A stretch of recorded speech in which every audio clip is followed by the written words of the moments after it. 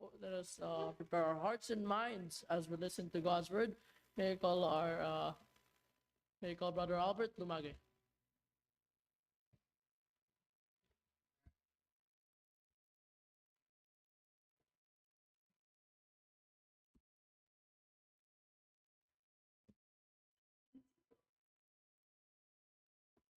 So, magandang gabi po. Good evening to all of us. Before we start, I just want to ask. I just have testimony already. So, I will not do again. Mahaba na. Okay. So, I just want to ask for all of us here, I just want to ask all of you,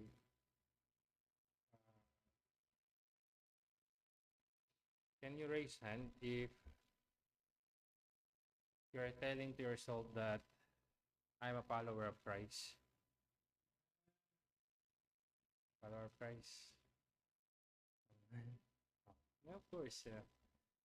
So, you're telling na we are follower of Christ, no? So, actually, once our Lord Jesus Christ is here, so we all know that we heard something like what we call the sermon on the Mount, no? Tama ba? Sermon on the Mount ba tawag na doon? Sermon on the Mount. And we will read that one in Matthew chapter 5, no? From Matthew chapter 5 until Matthew chapter 5 to chapter 7 or 8. So, kaya po yan. Okay, so chapter 7, no? So, Jesus Christ gave a sermon for all His disciple. And why I ask kung lahat ba tayo dito ay tagasunod or we are the follower of Christ or what we are telling we are children of God or what we are telling that I'm a children of God. Okay. Jesus Christ is make a preaching or sermon on the mount about what we need to do or what we shall do if we are telling as God's children, no? Ano ba yung dapat natin gawin kung sinasabi natin na tayo ay anak ng Diyos? No? So, I believe, kaya ang gospel is it's a parallel, no? So, halos magkakamukha siya. Meron lang iba kagaya nung kay John. Kasi mas iba yung paano niya dinescribe in different way yung life of our Lord Jesus Christ. Pero dito, and as I read on some commentaries, kasi nga, hindi lang sinasabi nila na most probably it's looking that it's not only the Sermon of the Mount, because it's not been mentioned here that this is about the Sermon on the Mount, no? But maybe the time that when Jesus Christ go to some places, he's doing the same preaching and teaching those disciples, followers who follow him, no? But it might be the same, which because Luke gathered those information for all those eyewitnesses, no? So maybe that's the same thing that Luke has been written here. So on the first, actually in chapter 6, that start on from verse 17, no? But I will not discuss starting from verse 17. But what Jesus Christ is telling us here is for those be the Son of God or follower our Lord Jesus Christ, dapat ganito yung lakad natin. This must be our walk, no? So, that's the reason why na kaya nga sabi ko, as a Christian, Jesus Christ gave a commandment to us about how we walk, no? How we walk. Hindi tayo nangaligtas para manatiling or we not been saved, we not got a salvation to walk the same what we walked before when we are not saved, no? When we don't have relationship, we are not God's children. So hindi po tayo dapat ganun. Hindi na tayo, we should not the same walk. Kung nung panahon na hindi tayo nakakilala sa Panginoon, wala tayong relationship sa Panginoon, we are not a follower of Jesus Christ, dapat ngayon, iba na tayo, no? So, ngayon, let's open our Bible in Luke chapter 6. And I will go now on mula verse 27 up to verse 36. And I invite everybody to stand and let's read responsively. Luke chapter 6 from verse 27 up to 36. So we'll read all together in verse 36. So say amen if you're there. So chapter 6 verse 27, but I say unto you which hear, love your enemies, do good to them which hate you.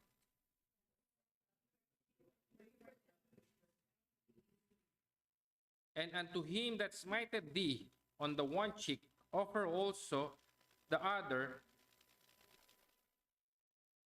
And him that taketh away thy cloak, forbid not to take thy cloth also.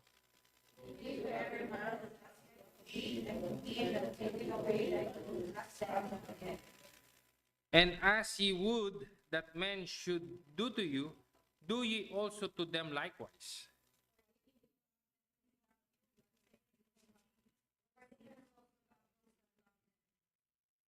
And if ye do good to them which do good to you, what think have ye?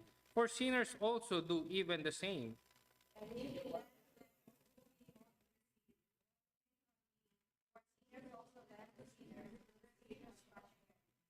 But love ye your enemies, and do good, and lend, hoping for nothing again. And your reward shall be great, and ye shall be the children of the highest. For he is kind unto the unthankful and to the evil. Verse 36, let's all together.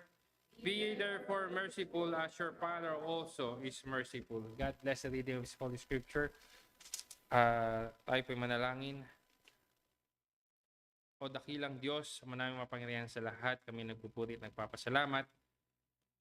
Pagkabasa ng iyong banal na salita, bless po ito, Panginoon, na maihayag ng mabuti, Panginoon, ngayon.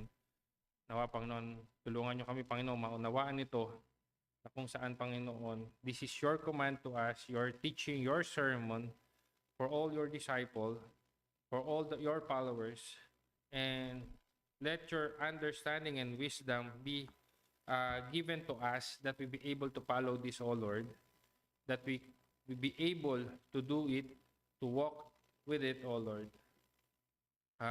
Give us understanding na kung saan, Panginoon, ang bawat isa sa amin ay makalakad, Panginoon, makaunawa. Yung tamang doktrina na gagaling sa inyo, Panginoon, kayo ang magbigay sa amin, Panginoon. At Panginoon, humihingi rin kami ng kapatawaran sa aming mga pagkakamali at pagkukulang sa inyo. Patawad po sa aming mga kasalanan din, Panginoon. Ikaw nawa, Panginoon, ang mapurihan, maitaas ang iyong pangalan. Lahat nito, Panginoon, ay aming hiling dalangin na may kapatid at salamat sa dakilang pangalan na Jesucristo ang tagapagligtas namin. Amen. Mag-isa po na po tayo.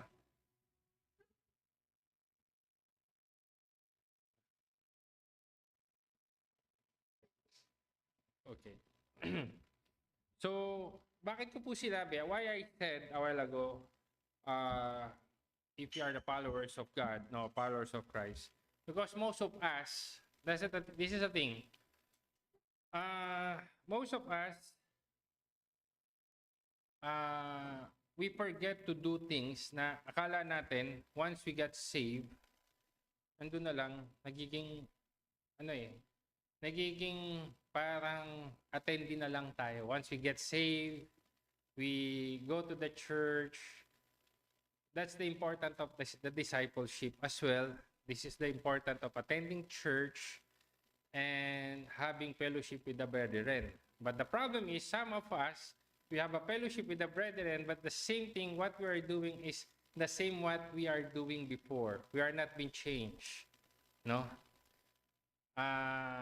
Apostle Paul tells that if anyone be in Christ, is a new creature. No? So dapat tayo bilang nagkaroon, the time that we accept our Lord Jesus Christ being Lord and we have a true relationship with God, and we need to be changed. And that change comes with His teaching, no? About we need to follow what God is telling to us. And how we can follow that one. We cannot follow that one by hearing some people outside. We will not be follow that one just watching YouTube. We're not be able to follow that one just whatever you're doing before, you'll just continue doing it. It's not like that. It is important to read your Bible, to have a discipleship, you to attend the church like this, so at least we'll be able to know and remind us that this is what God is telling to me to do. No? So that's the reason why once we have like this, like for example the devotion like this, where we be able to read that one, and I believe right now the time that you read that one, it's self-explanatory, no? So it's the time that we read that one. Okay. The important things is God is commanding us, no? Actually, the thing is, the one that we read only is from verse 27, no? But once we read this one from the very start, God's teaching about the blessed people, how to be blessed, and what we will encounter here. Sometimes those persecution, we will be hungry. God tells us, so at least if you encounter those things, you will not afraid or will not look at why this is happening to me, why I follow Jesus Christ, I follow God, but why this problem going to my life. So it's not like that. So that's the reason why once we read the Bible, we will be able to understand, this is what Bible is telling us. This is what Bible teach us. So from the very start, we will know that and we will understand, okay. Those things I encountered, this is already Jesus Christ tells. So you will not lose, or you will not, hindi ka na, in Tagalog, sometimes we do doubt. Bakit ganon? Sabi nga nung kasamahan ko, on my work, no? Because yung bisita natin, si Leo, so, because he heard something this week, he's very happy, by the way. He's very thankful na pag-attend niya dito last week.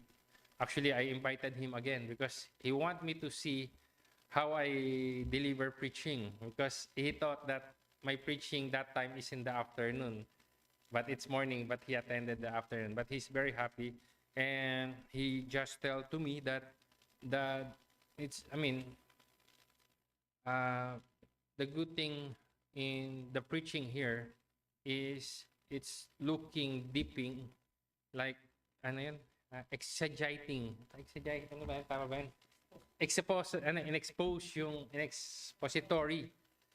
expositional yung word, no? Talagang looking on the verse, hindi, sabi nga niya, unlike sa ina-Athena niya, puro yung kung paano mamuhay yung tao, which is ito yun.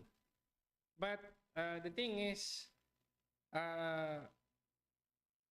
to walk, we need to have a basis. Sometimes now, we just telling some walk, but we don't have basis where it came. No, this one we have a basis. So we read the Bible. No, we say that na yun nga, sabi ko nga kanina, tayo nung tayo maging mananampalataya, we need to understand now how we will walk, no? Sabi po diyan, so simulan ko po, no? The truth is, once we follow Jesus Christ, He has commanded us, and this is the one part of what He say is, but I say unto you, actually, I'll just read the parallel verse of this one on Matthew, no? So I'll just go in Matthew chapter 5, verse 43. If you want, you can go there as well. Matthew chapter 5, verse 43. Sabi po dyan, 43, yeah. So, verse 43, you have heard that it has been said. So, it means you have heard that one on the Old Testament, no? What that been heard in the Old Testament, on the scripture as well, thou shalt love thy neighbor as thou shalt love thy neighbor and hate thine enemy. No? Kasi mababasa naman tayo yan. Mababasa natin yan sa Old Testament. No? Kaya nga kanina, kung nabasa natin sa Deuteronomy, huwag kang maikipamatok sa kanila. No? Don't have, ano yung sa English yun? Ayun, sinabi niya na. Okay na, hindi ko na English yan. Narinig ko na. So, huwag kang makikipamatok sa hindi mo pa mananampalataya. Actually, it's very hard, no? Because you will not understand. I'll just want, again, magkwento lang ako ng isang kwento ulit. Last Friday, may pababa ako sa lift. Ang problema niya, nakwento niya na yung isang lalaki, parang Bible daw, sabi niya, mahilig na lang sa Bible, wala man lang ikang pagiging, sabi, alam mo yung term na maginoo pero medyo bastos. Yan, di ba? Sinasabi niya na ang mga babae daw ngayon, ang gusto maginoo medyo bastos. The problem is, itong malamang, kasi kinukwento niya yung kapatid niya, siguro unbeliever, tapos yung kapatid na kinukwento, believer, Bible study, ganun. Eh siguro ang kumuha ng unbeliever. Kaya po importante na huwag tayong kukuha ng hindi kapananampalataya kasi hindi kayo magkakaintindihan. Kaya hahanapin mo sa kanya yung gusto mo makita sa mundo. Kaya hindi mananampalataya ang gusto mo, hinahanap niya makabundo. It's better to bring them first on the church. Hindi ko sinasabing dalhin nyo sa church saka nyo sagutin. Mali yun. Tingnan mo muna it's been magamit ka para siya ay maging mananampalataya, and as you grow then you can continue your relationship, no? Pero you are not use that one para lang, kasi minsan ginagamit yan na sige dadalhin ko sa church tapos hindi naman pala talaga buo yung ginamit lang para maging mapangasawa ka pero hindi talaga nagkaroon siya ng tamang relasyon sa Diyos. So it's very hard. No, yun nga. So balik po ako, no? So, sabi diyan, 'di ba? Love thy neighbor and hate thine enemy. Jesus Christ answer in verse 44, but I say unto you, love your enemies, bless them that curse you, and do good to them that hate you, and pray for them which despitefully use you and persecute you. Okay? So yun, no? Sabi ng Panginoong Jesucristo. So yan yung nakasulat sa Matthew, which is the same thing that's been written in Luke chapter 6 verse 27, 28, 29. Tama, 29. Sabi po diyan, una, love your enemy. Okay, ang sabi diyan, kung dati naririnig niyo yung mga bagay na to na love your neighbor only, pero dito sinasabi ng Panginoong Jesucristo, love your enemy. Naalala niyo yung 7 last word nung first saying pa lang, God forgive them for they do not know what they do.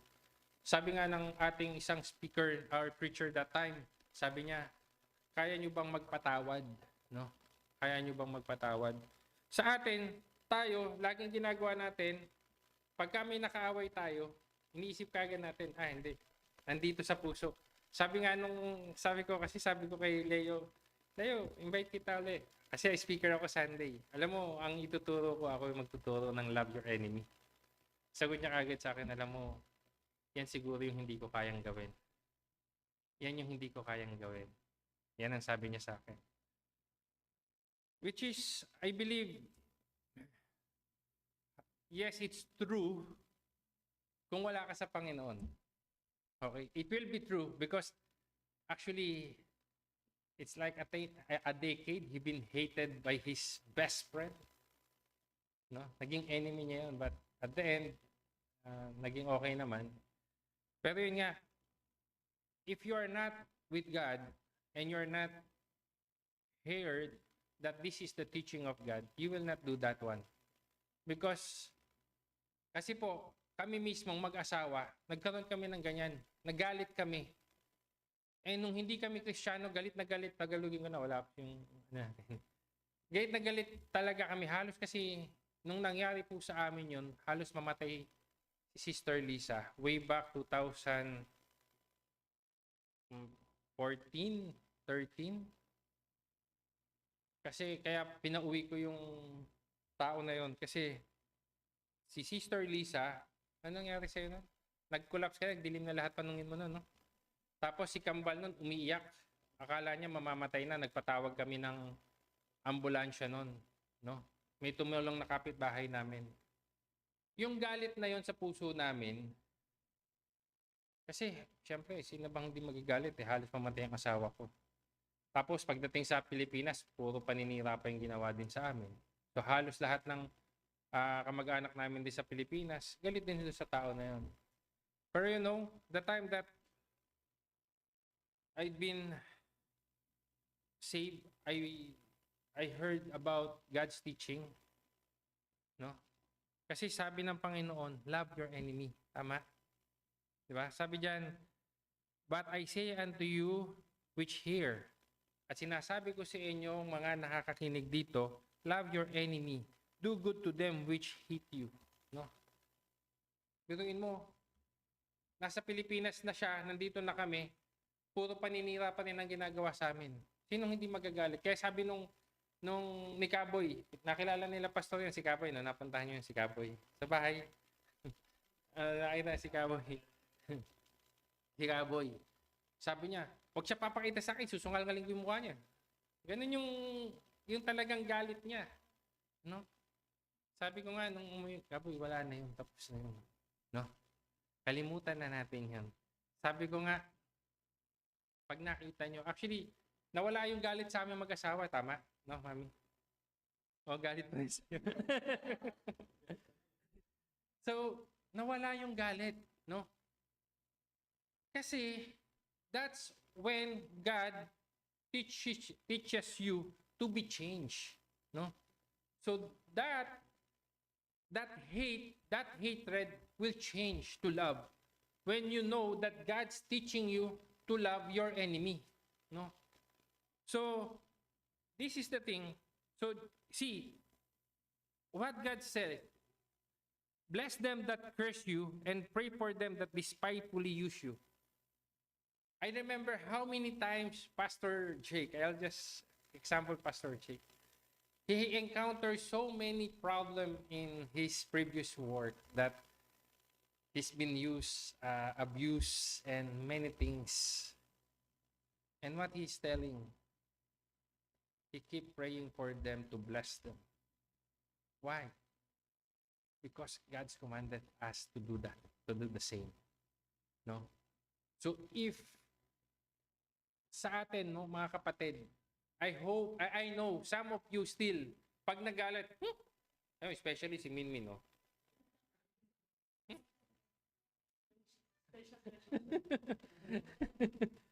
Kaya minsan sabi ko, oy, mata mo. Alam niyo po yun. How can people will see that you are true Christian? Kaya nga lagi ko na heard do, no, ni Mahatma Gandhi, I love your Christ, but I hate your Christian.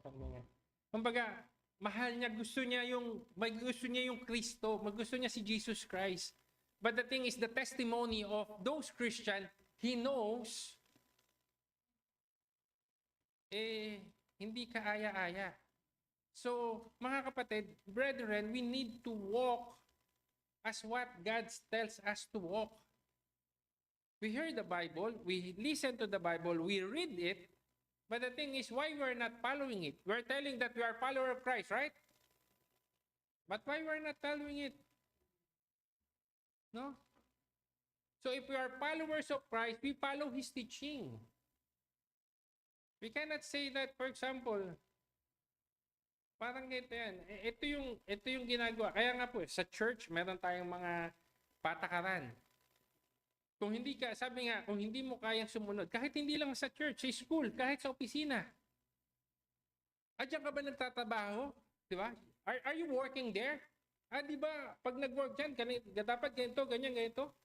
Yes. If you're not doing that one, if you cannot do what your company tell you to do, then leave the company. So, sa kumpanya yon, no, in-explain ko. Ganun din, kung tayo ay Kristiyano, we are telling that we are Christian, we need to follow that one. So, first, we need to love our enemies. Amen? Hindi na yung pagka nasipaan lang sa metro station, natapakan. Tingin ka agad na ganun. Wala, tatawa siya, oh.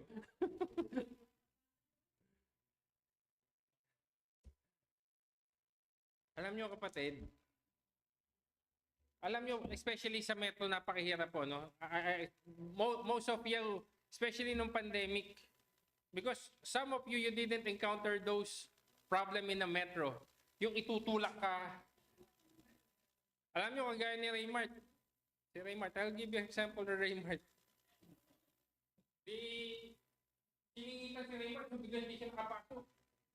Ngayon, magsasarado na yung yung pinto. Ginawa ni Raymart, kinuha yung lumakas, pasok si Raymart. Tapos, napatingin na lang yung parang wala na siya magawa. Nasaraduhan na siya.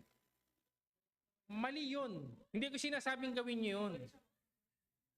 Hindi, kasi hindi naman siya, hindi pa niya naiintindihan yun eh. I mean, I just want to say na hindi pa niya naiintindihan yun. And tayo, bilang Kristiyano, dapat naiintindihan na tayo. Alam mo yun?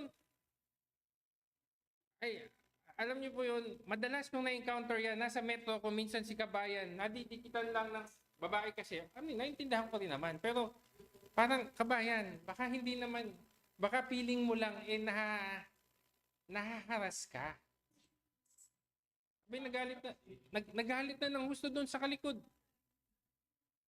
Nagalit na mismo sa likod. Ano ba yun? Kung ano. Alam mo, kapag-away na doon sa alam niyo po yun. Tapos makikita, Kristiyano pala yung kabayan na yun na babae. Kaya naman pwede mo naman sabihan ng maayos. Hindi, tinala ka na. Pwede mo sabi, my friend, I feel I'm uncomfortable. Sabihin mo na lang ng maayos. No, kasi pwede mo namang sabihin kung naaasiwa ka naasiwa ka. Kaya mismo ako, pagka sa metro, minsan ang ginagawa ko, yung bag ko ang pinangaharang ko sa harap ko. Para walang direct contact. Kasi baka mamaya tapos, kasi especially yung tiyan. Yun yung problema noong that time, na-remember ko, yung tiyan kasi, akala nung babae, kung ano na yung dinidikit, tiyan yun eh. Kabayan, gusto kami kabayan, yung tiyan niya yun eh. Yun po yun eh. Sana sa atin, I hope and pray, brethren, we are Christian and sometimes, nakakalungkot sometimes. Maybe you are on the metro, you're reading the Bible, then suddenly afterwards, yung pamumuhay mo, the way you act for something, parang hindi Kristiyano. Hindi po ganun.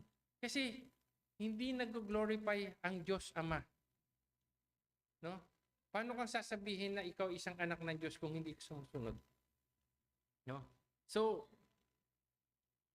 wag yung isa pa yung madikit na lang. Wag naman. Wag kayong Ganun ang ganun.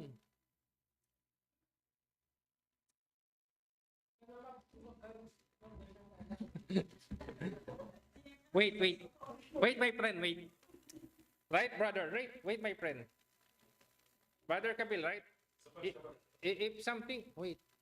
Kaysa yung, instead of telling harsh word to others. So here, God is telling us, love your enemy. Yun nga, hindi mo pa kaaway yun eh. Magsisimula pa lang. The problem is, that's not your enemy that time. You're just starting to become his enemy. Making enemies. God is not telling us to make an enemies.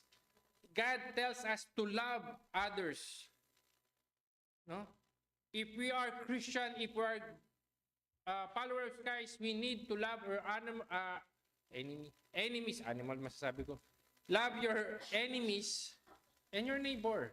Actually, First John telling us to love our neighbors as well. That's your neighbor. And Jesus Christ as well, He's telling, who is my neighbor? Ano yung binigay niyang example? Who is, you remember that parable? Actually, I don't know if it's really parable. It's because Jesus Christ make a story about it. The Samaritan, no? The Good Samaritan. So, who is your neighbor? Sinabi niya. Then, binigay niya yung example na yun na niratay. Tapos sinabi na, tinanong ng Panginoon, sino yung neighbor doon sa taong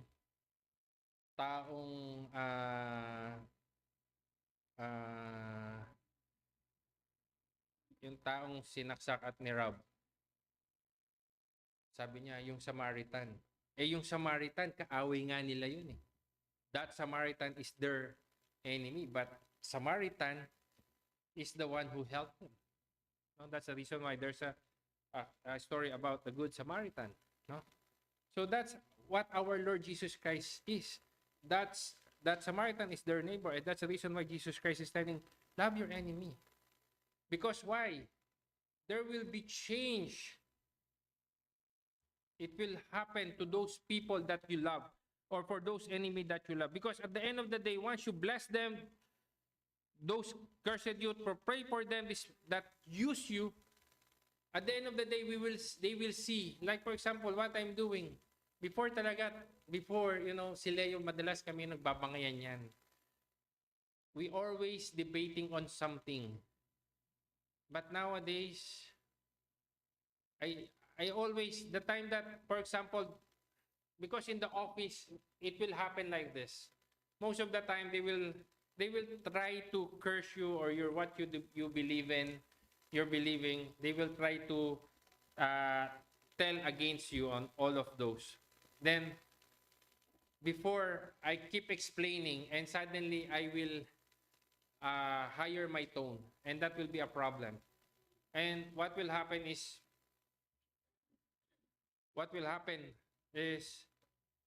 instead of they will look you as a Christian, itong si Albert talaga, ay kipagdebate. No? So what I did now, matagal ko nang binago yun. Kasi every time that it happens, what happens to me is, I will kneel down and I ask God forgiveness always. Why? Because what I shown to others is not glorifying Him. So it's very sad for me. So that's not nowadays what I'm doing. If there's something like that, if they are trying to ask me something, I will just ask, do you want if I will answer, you will listen and believe on it, or you will just test me and try my patience. If that one, then I will just sip my mouth. Nowadays, I'll just sip my mouth for those questions. If they ask me something, I'll just eat them. Okay. Because it will start the conversation and it will go beyond that one. So for those, let's bless them. Let's pray for them. No. So that God is telling us. Second, verse 30. Give to everyone that asketh of thee. Okay, balikan ko lang po yung verse 29. Kita nyo yung for love your enemy. And unto him that smited thee on one cheek, masakit yun, ha? If one smited you on one cheek, give also the other. If they're taken your cloak, give also your coat. No? You know, in their, you know how Jesus Christ explained that one? Ano yun? Binababa yung dignidad mo, yung dignity mo. Once someone you did that one to you, binababa niya yung dignidad mo. So, kumbaga, pagka kinuhanan kasi ng cloak or something, yun yung parang binabagsak ka na. Okay? So, Jesus Christ tells, even ganun yung gawin sa'yo, no? Mahalin mo pa rin siya. So, see how God, how our Lord Jesus Christ is telling us to do, how to love our enemy. Hindi yung, kasi minsan niisip natin yung kaaway lang natin na yun nga, sa metro or something. But here, what Jesus Christ is tell is, those enemy na talagang binagsak ka, pinahiya ka, mahalin mo pa rin daw sila. Kung tayo tao, kaya ba natin gawin yung hindi natin kayang basta-basta yun kung wala ang Panginoon? Amen? We can only do that one if God is with us. Brother Kapil, right? We will able to do that one. We can only love our enemies if God is in our heart. Right? Because if God is not in our heart, at we didn't understand what the Lord, our God, is telling to us, we didn't read our Bible. So that's the reason why there are some Christian, they are not growing because they are not be able to read their Bible, that there's someone verses that telling us to do like this. Amen? Okay. So also here, verse 30. Sabi diyan, yung truth dito, loving your enemies. Second, give to every man that asketh thee, and in him that taketh away thy goods, ask them not again. Yon. So sabi diyan, give. Magbigay tayo. Give to every man that asketh with thee. Kung may humingi sa inyo ng tulong, magbigay tayo. No? Parang kahapon, I just want to na-emphasize, kahapon. May nagbebenta doon sa, kasi nagpapagawa nga, naghanap ako ng parts, bibili ako ng parts ng sasakyan. May nagtitinda na ibang lahi. Ito po yung kaugalian natin. Minsan kasi hindi tayo nakakapagbili. Ano ba na may simple na 5 dirham, 2 dirham, 10 dirham, anything, 5 dirham, no? 3 dirham. Kaysa magnakaw sila, hayaan mo na nang bigyan sila. No. Then also share the gospel. But this one, hindi kayo magkaintindihan kasi sabi niya galing siya dun sa, kaya nagpahanap ako ng translator. Nanghingi siya. Naalala ko, sabi ko kasi usually kung ano yung barya ko sa sasakyan, yun yung binibigay ko Pag kami nanghingi, sige, bigyan kita ng barya or anything. Wala. Tapos sometimes I see, there's a 5 dirham. So I give 5 dirham. Tapos yun alam mo yun, sabi niya yung batya niya, sabi ko, ano ba yung batya? Anak pala yung baby. Batya, like this, like that, no? Galing daw siyang Palestine. Ganito. Tapos Muhammad siya ng Muhammad. Sabi ko, no, we need to believe Jesus Christ. Jesus Christ, I'll just telling him, Jesus Christ, Jesus Christ. You know God will give grace to you, give your but he didn't understand, and I cannot understand what he's keep telling. He's just telling that, like, I heard only Palestine. So yun lang. So malamang taga-Palestine siya. So yun, may nanghingi sa'yo. Try to give. Even the small amount of money, try to give bread. If my practice in the Philippines, every time that I've been going home before, what I'm doing, I'll go to, kunwari mamasahe lang ako, I'll go to Angel's Burger. I buy, kasi magkano yun usually, bibili ako ng mga 20 pieces na burger. Plastic lang yun. Pagka, kasi alam niyo yung minsan may mga sasakyan ng hingi. So what I'm doing, instead of giving a money, I'm giving food. Especially sa Pilipinas kasi, di ba, mahilig mga sugarol, mga bata. So what I'm doing, instead of giving, I'm giving food. So sometimes if kumakain ako ng lugaw, I'll ask them, okay, what do you want? Let's eat here. No, let's eat. So, I remember yun, sabi yung McDo. Nung nanghingi sila, binigyan ko ng 20 dirham, tapos bumili sila ng 99, hati silang dalawa, yung tigna 99 na chicken, naawa naman kami, tapos sinahantay yung isang kapatid, he is just waiting for to finish. Why? What you're waiting? No, because he needs to wait to finish, then I'm the one who will take another one. Then we're just sharing for the gravy, no? Because the gravy is refillable, unlimited. So what I did, okay, come, we buy another chicken for him, no? So sometimes God's telling us to give, no? Kasi napakahirap. We read the Bible, we understand God is blessing us, right? You cannot give if God didn't bless you first. That's why I know that God's blessed us first. That's the reason we can be able to give. Don't keep your blessing in your hand because it will not, hindi yan mariripilan. Hayaan nyo siyang, kasi mag-stop yan, no? Give the blessing. Give that one to the church, to, the food ministry. In the Philippines, remember those, that's the reason why our balikbayan, not balikbayan, kahon ng papala, we usually add, nilalagay natin, sopas, gatas, para saan? Kasi na ipapamahagi yan.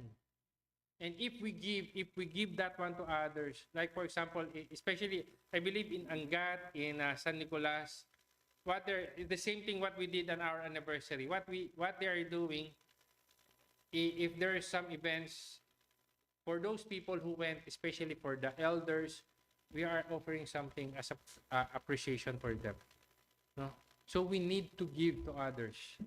God's telling us to give. And also, it's not only that, because this is talk about, the giving here is talking about as well, even your enemy. So it's mentioned here that, give to everyone that asketh thee, and to him that taketh away thy goods, ask them not again. Kung may kumuha sa iyo ng something, sabi niya, hayaan mo na sa kanya. No? Hayaan mo na sa kanya.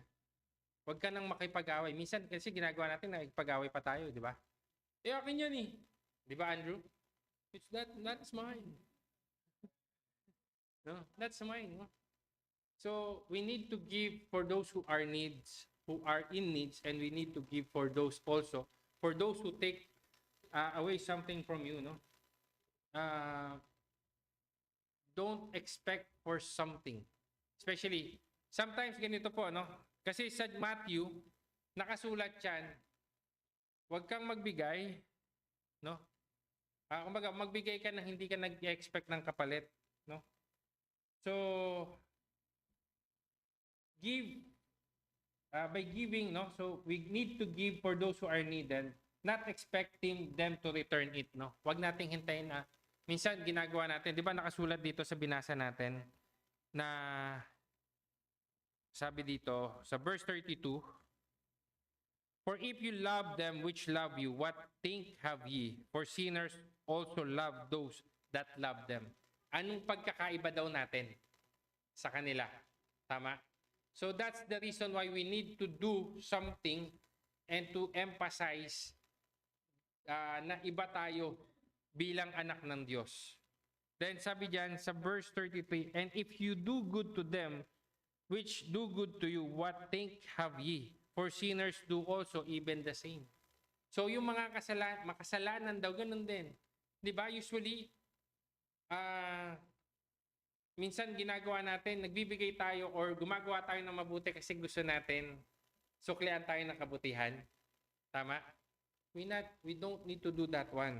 We just do good because this is commanded of, this is commanded by God to us. And let God glorify of what we are doing. So, pagka glorify ka, ay, ang buti-buti mo, hindi po ang Diyos po ang mabuti. Amen? Ginagawa ko lang po yan kasi sumusunod ako. Amen? Hindi mo po gagawin yan para mapurihan ka. You will not do that one, Brother Kapil, just to praise you. But you do that one because once someone praising you, or you're very generous, and no, I'm doing that one because God's commanded me. Because Jesus Christ tells me, teach me that one. So that's why I'm giving it to you. No? So we need to always tell that we are doing that one because we follow God. Amen? Third, so without expecting anything in return. Sometimes most of the people nowadays, kaya ka nagpapautang para nagbibigay ka para kino-correct ko po 'yun, no? Yung kasi sabi nga sa akin nung ni Leo. Oh, so para nagbe-bless ka, nagbibigay ka kasi you're expecting for something. Hindi, mali yan. Natutunan ko muna na nalaman ko na lang yung blessing kasi natutunan muna ako magbigay. Kaya nung na-realize ko, kaya pala patuloy yung blessing ng Panginoon. Kasi natuto muna ako magbigay. Kaya kung kunwari sabi ko sa kanya, I'm not pushing na magbigay ang isang tao, magbigay ka para biyayaan ka din, no? Kailangan maintindihan mo munang magbigay ng walang kapalit. Bakit? Once you understand that one, God will bless you automatically. But if you're giving because you're waiting, for me to God to bless me, no. Mali yung motibo mo sa pagbibigay. Don't have a motive that you give because you ask in return. Don't do that one. We are not prosperity gospel here that, okay, give like this, then God will bless you. Not like that. Okay? Lastly, sabi dyan, verse 31, and as ye would that men should do to you, do ye also them likewise. No? Sabi dyan, kung ano yung gusto mong gawin, sabi, and as ye would that men should do to you. Kung ano man yung gusto mong gawin sa iyo ng iba, yun din ang gawin mo. Tama? Pero hindi po natatapos yun. Kaya nga kasunod nun yung pagkakaiba yung sinabi ng Panginoong Hesukristo. Ngayon, ganito po. Alam natin, we know what we need to walk. Of course, ayaw mo nang nababastos ka, ayaw mo nang ganun yung gawin mong i-offer sa iba. That's what Jesus Christ is telling us. Paano ka ba mamuhay? Mamuhay ka by doing what others want you to do. No? Mamuhay ka or walk na kung ano yung gusto mong gawin sa'yo. Pero don't expect na someone, hindi naman sinabi ng Panginoon na expect to do the same. No? Na kung if you are not receiving the same, you don't do that one anymore. But what Jesus Christ is telling to us is, alam naman natin, meron ba sa atin, do anyone here wants that to do bad something to you? Of course not, right? Wala sa atin yung gusto natin na ang gawin sa atin masama. Tama? Ang gusto natin lagi gawin sa atin mga mabubuting bagay. Tama? So that's the reason why what we need to do is yung mga mabubuting bagay din. Pero don't expect something that they will return the same favor to you. Sinasabi lang ng Panginoon, kung ano yung gusto mong gawin sa'yo, ganun ang gawin mo sa kapwa mo. Tapos, sa kanya sinabi, yung mga, if you love someone that loves you, what think have ye? Anong pagkakaiba mo? Anong pasasalamat? Anong papuri sa'yo? Wala. Pero ang sinasabi dyan, at the end, sabi dyan, ang sabi dyan, verse 35, kasi di ba mula 32 sinabi yung comparison ng lahat ng mga nagmamahal, gumagawa ng mabuti, lahat ng mga masasamang tao ganun din ginagawa. Kasi they are requesting for return. But God's telling us, don't expect for return. Just do the same what you want. Just do, kumbaga, gawin mo lang yung dapat mong gawin kung ano yung sinasabi ng Panginoon. But don't expect in return. And ano sabi po niya dyan? Verse 35, but love your enemy and do good and lend and hoping for nothing again. Huwag kang mag-expect for nothing, and your reward shall be great. Di ba ano yung binasa ko kanina? Sabi ko, yung reward hantayin natin. Yung lahat ng ginagawa natin, huwag tayong magpakayaman dito. Ang hanapin natin yung kayamanan natin sa kaharian ng Diyos. Sabi diyan, and your reward be great, and you shall be the children of the highest. Diba? Napakagandang tingnan na ikaw ay isang anak ng makapangyarihang Diyos kasi yun yung nakikita sa'yo. It's very good that we be able to see, the other will see us that we are sons of God because we are doing good things that God is telling to us to do. Amen? So, sana tayo, mga mananampalataya, we do that the same, no? Ang napupuri diyan ang Panginoon. Kaya sabi niya diyan, for He is kind unto the unthankful and to the evil. Ano yung sa Matthew diyan, ang ibig sabihin, sinasabi ng Panginoon, kasi hindi siya Diyos lang ng mga mabubuti. Ang Diyos, siya yung nag-create, Diyos din siya ng lahat. Yung mga masasama, may gino-Diyos lang sila na iba. Pero, siya din, ang Diyos Ama din, ang naglikha sa kanila. So, hindi pwedeng sa mga mabubuti, kagaya nung nangyari sa Israelites, saka sa Egypt, dito lang may sakuna, dito wala.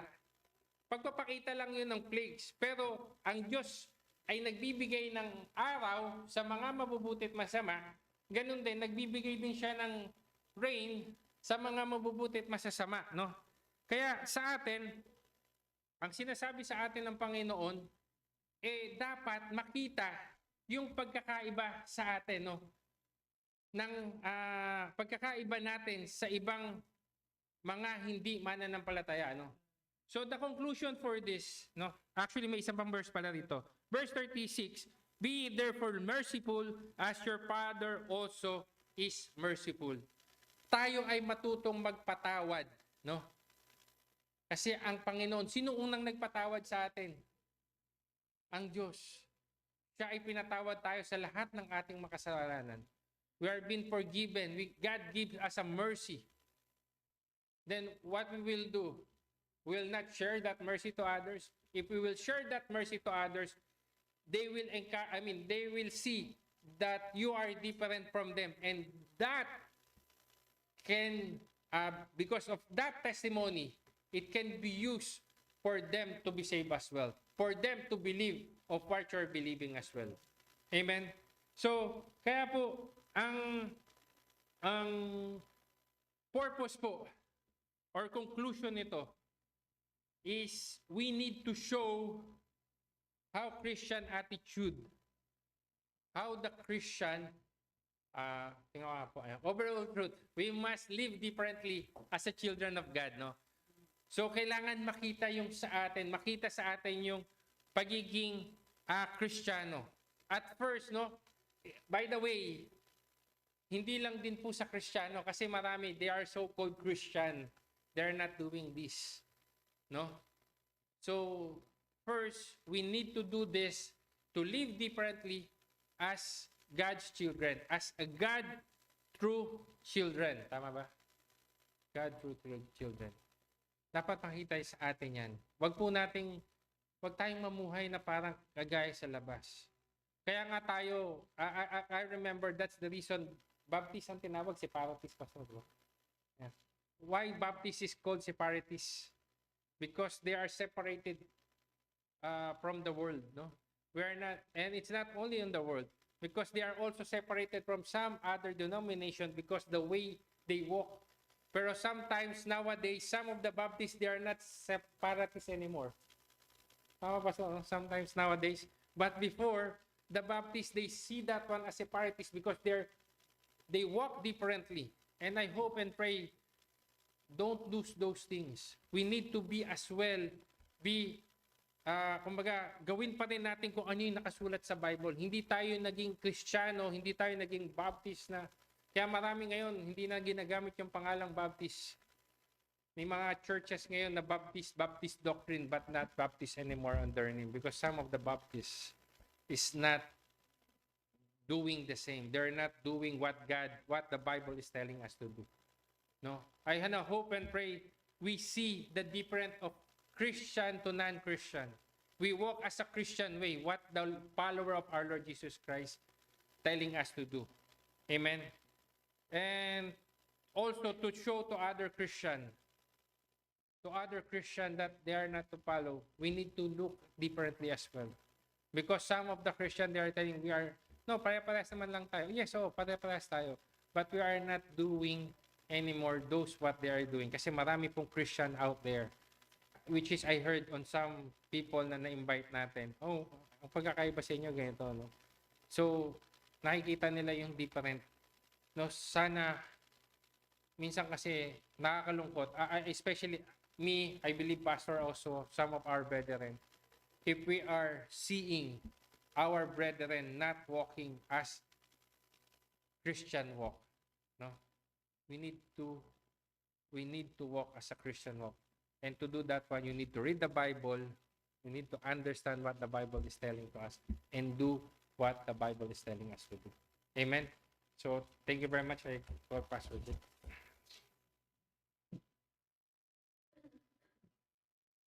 Okay. So, yung passage is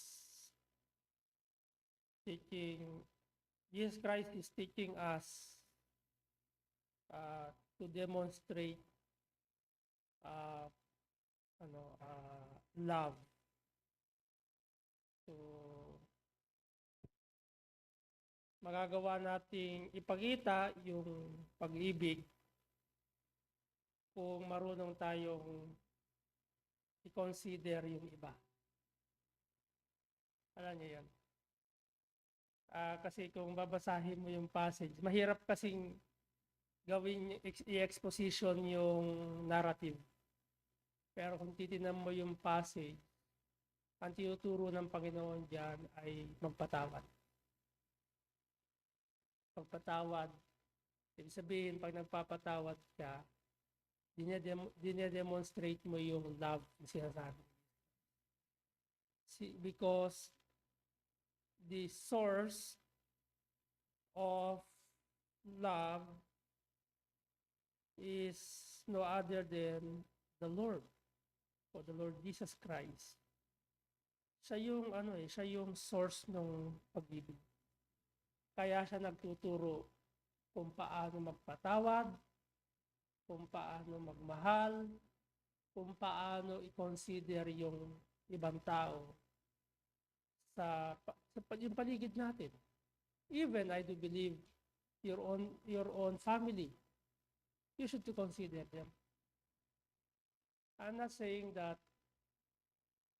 my son is same like me.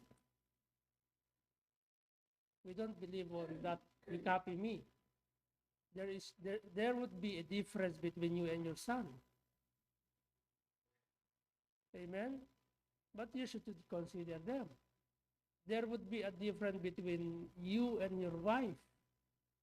There would be a difference between brother and your sister, your siblings. May pagkakaiba yan. That's why you should consider them. Alam nyo ba, sa mga unbeliever, marami yung mga magkakapatid, they hate each other. They are unbeliever. Majority ng mga magkakapatid sa unbeliever, they hate their brother because of those differences. Okay? Yung iba, yung isa ay kuripot, yung isa ay galit, yung isa mapagbigay. So, Magkakatagpo kayo diyan pagka nagkaisa kayo pag nagmamahalan kayo. Despite of those differences. Okay? So God or Jesus Christ teaching us to love, and that love should be the character of every believer. Yun dapat ang katangian ng bawat isa sa atin. Kaya nga tayo nagsa-soul winning. Anong ginagawa ng soul winning? We demonstrate love. Okay? Pinapakita natin yung pag-ibig ng Panginoon sa atin. Sa atin, sa kanila. At balik sa Panginoon. Kita niyo yan? Inibig tayo ng Diyos from above. Okay? And we, as an instrument, demonstrate to them, okay, and back it to God. Ibig sabihin, inibig tayo ng Panginoon, tapos ginamit tayo, at dapat ang napupurihan ay Panginoon. Balik din sa Panginoon. Okay? So tayo po lahat ay tumayo at tayo po manalangin.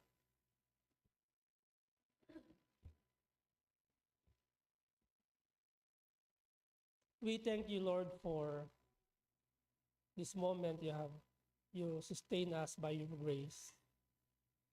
Despite of difficulties or situations that sometimes we can't imagine. But indeed, you sustain us by your grace. Instead na magpahinga kami, instead that we lie down in our bed, taking rest for another opportunity na ibibigay niyo sa amin. But we choose to go to church to worship you, O Lord. Thank you, Father, for the love that you bestowed upon us. And that love through the Lord Jesus Christ, who died for us in that cross. We are sinners. We are unlovable. But you love us so much. Kapalit ng aming mga kasalanan is the life of the Lord Jesus Christ on earth, while on earth. Father, we pray that give us or change our hearts, that we live that we have that character to love and to demonstrate that love to others, especially to our own immediate family. And after in our immediate family to others, Panginoon, we pray that our lives our testimony will demonstrate will demonstrate the love. Our testimony will talk to them, to others, that we have Jesus Christ who gave himself for us. Thank you, Lord, once again for your mercy and grace you bestowed to us today and forever. May your name be glorified and magnified. May you bless those brethren na hindi po namin kasama today. At yung mga kapatiran po namin may mga karamdaman, bless them, O Lord, their physical. Butin niyo po, Panginoon. And those brethren who are seeking job, O Lord, we plead that bless them, O God. according to thy will, makahanap po sila ng work. Ang lahat ng ito ay aming pong dalangin. In Christ Jesus we pray. Amen. Thank you very much. God bless you all. Yan. Nakapag-online Sister Jean. Brother Benji, thank you very much. God bless you. Blessed evening. Magkaroon tayo ay, Brother Benji, I hope, Sister Jean, magkaroon tayo ng meeting if possible, Wednesday for the preparation of your anniversary. May mga i-discuss lang ako. Sa anniversary nyo dyan sa Kuwait. If you are available Wednesday, kung anong oras kayo available, let me know para makapag-meet tayo. Magkaroon tayo ng prayer time Wednesday. Thank you po. God bless you and good night.